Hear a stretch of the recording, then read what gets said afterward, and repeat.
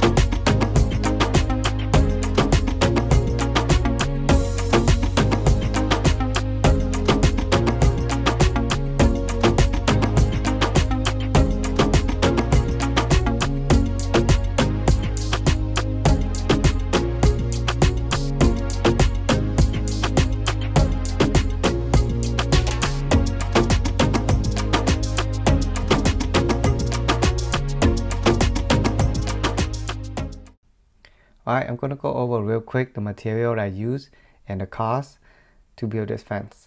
So number one is the screw, which cost me $37, and then 2 gallons of string, which is around $97, and I needed 95 2x4x8 lumber. That cost me around $318. 46 bags of cement, that is 60 pounds, which is $235. 23 posts of 4x4, and I got that for free, and there's a video of how I got that.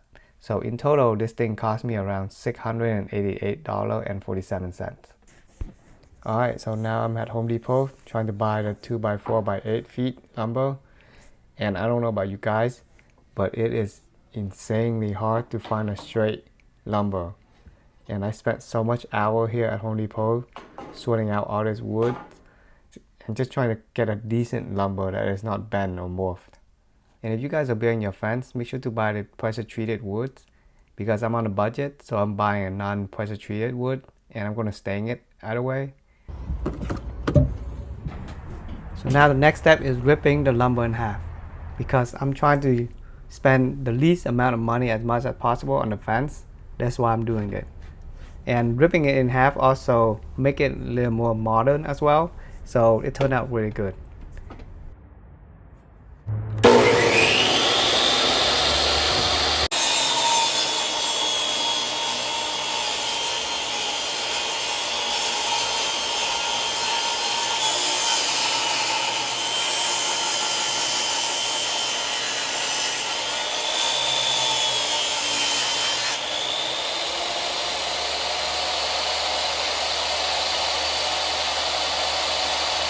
So ripping up the lumber into half does add a lot of time into the process of putting up the fence, and it slowed me down on the process.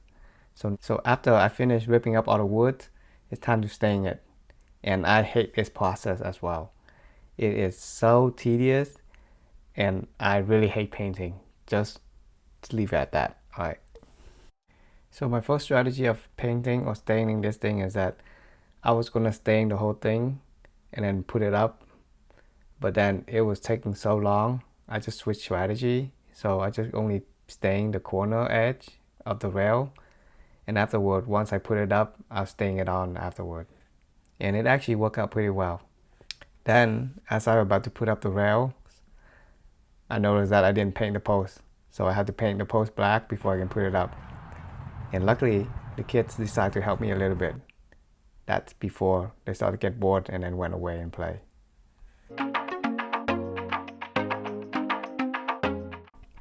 So here I'm getting ready to put up the rails on the first section of the fence and measuring it out, make sure everything is level. And the important part here is that I have to pre-pilot drill all the holes, or else all this wood's gonna crack.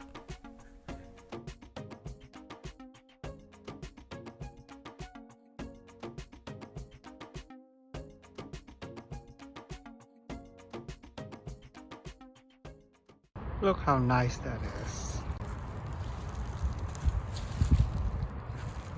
Alright, so let's talk about the design of this fence.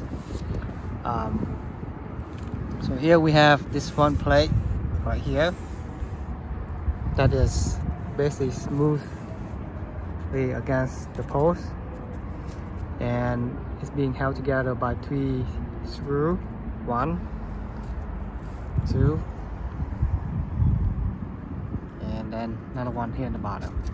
And this front plate is that I use this from a pallet, and basically I split it in half.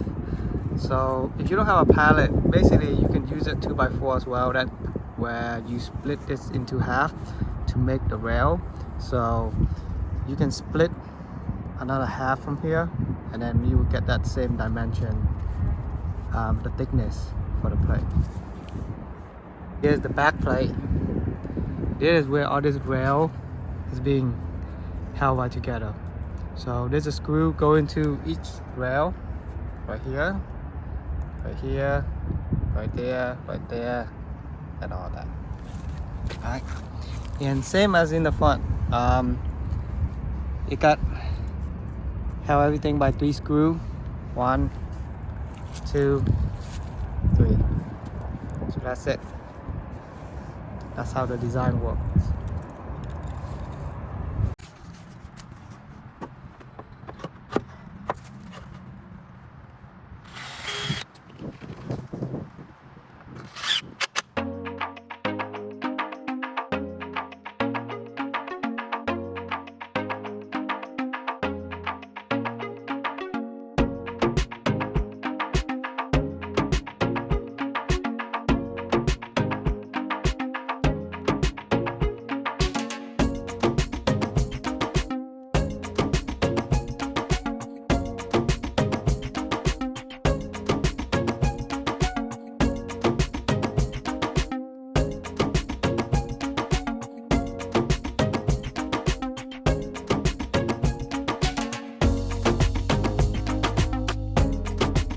So I made an error.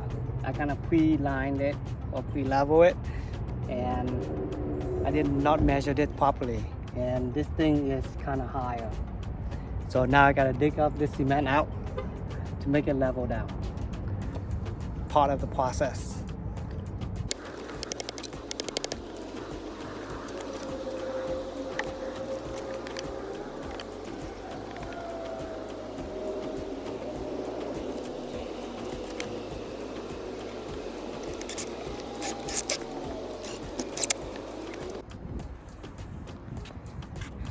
Alright, so I gotta notch this down a little bit to make it level. Here is the stick. So now we're back in business.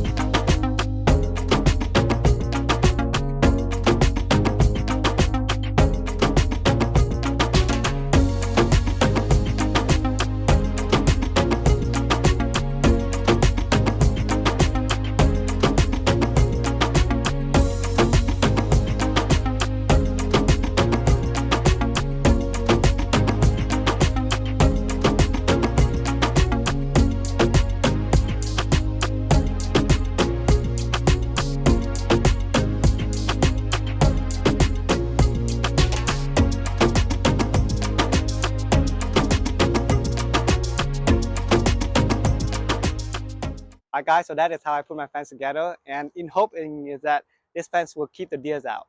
And I know the garden is looking really bare right now, but I'm going to put a lot of stuff in here. So make sure to hit the like and subscribe and follow for more. and I'll see you guys later.